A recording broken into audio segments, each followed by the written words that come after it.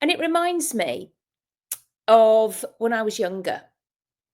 And after my car accident, I was badly damaged.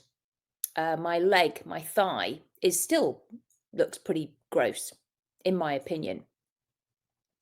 And I used to say to my present husband, the one I've been married to now for 23 years, uh, how upsetting it was. And I said, "Oh, I don't like going to swimming pools. Don't like going to the beach because I look so disgusting. My leg is horrible." And he just looked at me and he said, "It doesn't define you."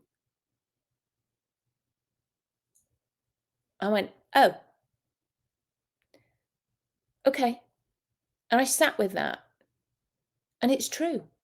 It doesn't define me. So I was able to literally swat it away, let it go.